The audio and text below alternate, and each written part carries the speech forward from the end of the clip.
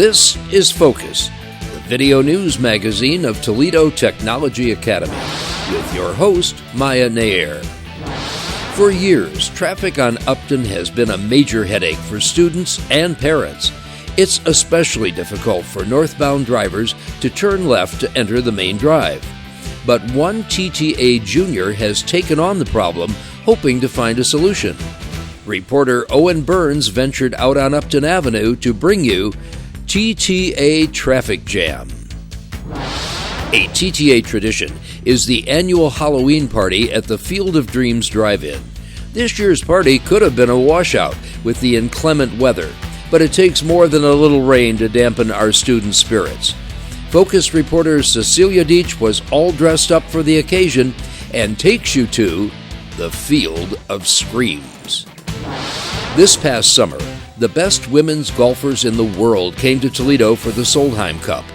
One component of the week-long celebration was the 2021 Women's Summit, a symposium with 800 high-powered community leaders held at the Stranahan Theater. One TTA 7th grader was among the featured speakers. Reporter Cordelia Vanderveer sat down with Lottie Smith to learn about empowering women. Now, from the campus of Toledo Technology Academy in Toledo, Ohio, here's your host, Maya Nair. Welcome to another edition of Focus, and 3 all-new stories for you. If you've ever been on Upton Avenue in the morning, or when school lets out trying to get onto the property, you know it can be frustrating. Traffic can be a real nightmare, but one TTA junior using the SMARTS program is working on possible solutions. Focus reporter Owen Burns has the backup story in TTA Traffic Jam. This is a typical morning before school when students and parents are making their way down Upton Avenue to the TTA entrance, and it can get really frustrating at times. It takes seemingly forever to get through the northbound oncoming traffic to make the left-hand turn. But this is nothing new. It's been going on for years. Traffic has always been a major issue for both arriving and departing students, and in recent years it's only gotten worse. TTA is part of the SMARTS program, students making achievements right this second, to promote strong leadership and changes in the school. Brady Asher, a TTA junior and SMARTS participant, is attempting to find some realistic solutions to the traffic problem. Our SMARTS team is split into 2 parts, one being a student wellness group and one being a traffic group. The traffic group, which is Jay Shah and I, decided that we had enough of the traffic and it was tiring, and waiting 15 minutes every day to get out of school didn't really fit for our work schedules, so we wanted to try and fix that. Brady sees the problem as only getting worse. Not only does a single drive serve TTA and McKinley, but the recently announced new medical academy at the south end of our building and the possibility of other programs being added is only going to add to the congestion. The most often suggested solution is a traffic light at the entrance. This has been proposed numerous times over the years, but it seems cost has always been one of the major roadblocks. Another solution is a second entrance and exit, but there's an issue creating one through the residential neighborhood. The obvious choice is the southwest corner of the property where the old football stadium stood, with access to Westland Avenue, but that would require the city's and perhaps the neighborhood's approval. The last traffic study that we actually had done was in 2009, so it's been a while. I think we got a C-, which wasn't enough to actually have something done here. So I guess we have to get a D to get that done. So I think it would be helpful to have a new traffic study, considering we're having a new school put in one side of the building, and it's in talks that we might get another school in the back.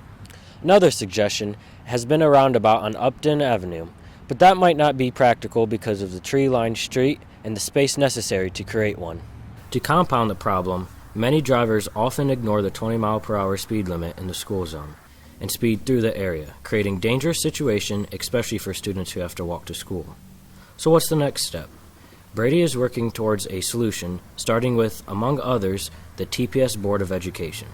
What is it actually going to take to get this solved? Well, as one kid or 2 kids at this school, it's not going to get solved. So if we could get a group of kids, staff, anybody around here who doesn't like the traffic pattern to come support, that would be super helpful. I can relate to this. Every morning, I'm fighting traffic just to get into school. So as this movement picks up momentum, we'll keep you posted.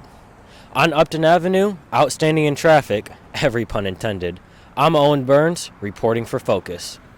Last month, the Student Council sponsored the 3rd annual tailgate party, and it was a huge success. On October 29th, there was another traditional event, our annual Halloween party. Unfortunately, the weather didn't cooperate, but despite the rain, everyone had a good time. Busload after busload of 200 TTA students made the trip to the Field of Dreams Drive-In in Liberty Center. Focus reporter Cecilia Deitch was there and takes you to the Field of Screams.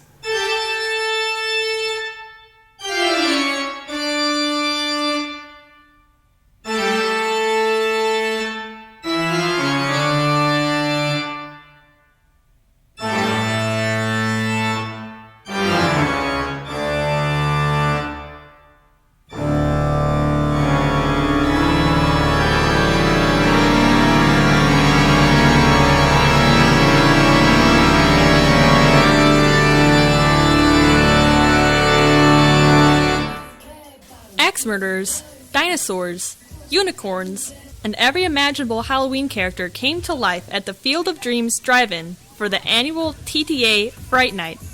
It was truly a field of screams, and a very rainy one. Although typically an annual event, for the past 2 years the party was canceled. This year the rains came and put a damper on a lot of planned activities. Busloads of partygoers made the trip from TTA to Liberty Center to celebrate. TTA's Student Council sponsored the event, and Rod Saunders and his wife, who own the drive-in, graciously opened this unique venue to revelers. My wife Donna and I started letting the kids from TTA come out here and do their Halloween party about 8 years ago, and we really enjoy having them, and I think the kids enjoy being out here. The first stop was the food line. Burgers, hot dogs, fries, and more were on the menu. Parents of students and staff members pitched in to serve the 200-plus hungry arriving guests. But this party was much more than just food. It was a fun time. There was dancing in the main building with DJ Kid providing the music. This year, a totally new lighting package greatly added to the ambiance, and Mr. Kid asked students to create a playlist prior to the evening. True to form, what would be a dance without the ever-popular cha-cha slide? Slide to the left. Take it back now, y'all. Cha-cha now, y'all. So many activities had to be canceled because of the pouring rain, but there were still opportunities to have fun. Several parents provided pumpkins to carve in the big tent. Some challenged each other to a game of pool in the game room, or sat in for a few hands of cards.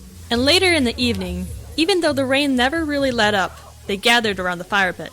I think this year's Halloween party, just like the previous times I've been here, it's been a blast. Only thing better is Halloween night itself. I think it was really good, and I had 2 hot dogs, and those were delicious. Other than it raining, it's really nice. Costumes weren't required, but most students took advantage of the opportunity and dressed up for the occasion, and that included some faculty and staff. As with everything, all good things must come to an end, and the Halloween party was no exception. Reluctantly, students headed back to the buses for the return trip to school. Undoubtedly, it was an evening to remember and one of the year's major events for TTA students. At the Field of Screams, I'm Cecilia Deitch. All right, Maya, trick or treat! I definitely prefer a treat, Cecilia. We all had a great time.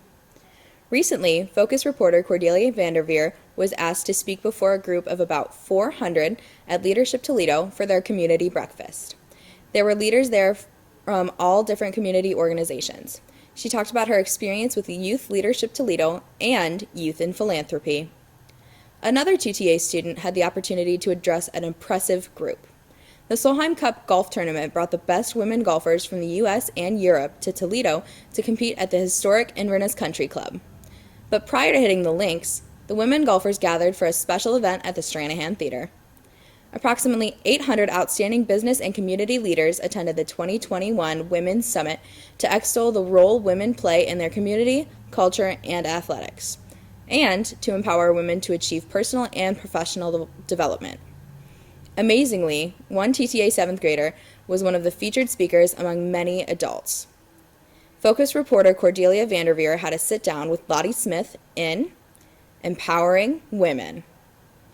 Tuesday, August 31st, 2021 was no ordinary day for TTA 7th grader Lottie Smith.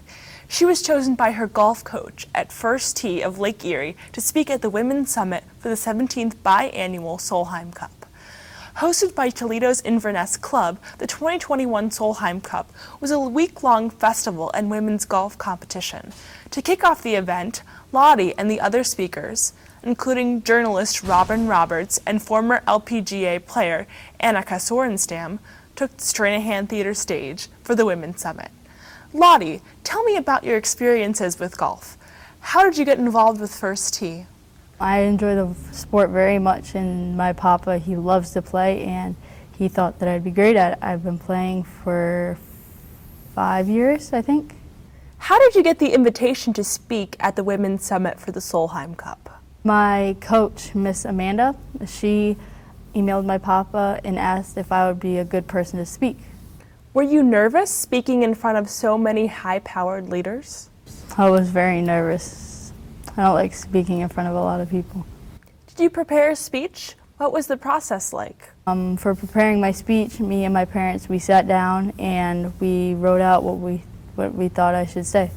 What was the main message you wanted to convey through your speech? I wanted to say how great First Tee was as a program and how great the leaders there are. How did the skills you learned through giving this speech apply to other domains of your life? It can help me to learn to speak in front of people at TTA and do stuff like that. Lottie is just one example from the large number of TTA students who make a difference in their communities.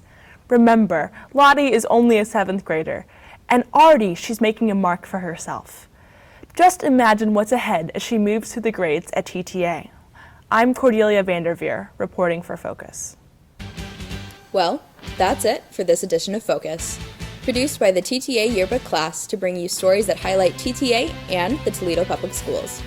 If you have story ideas, please email them to us. We're always looking for great stories.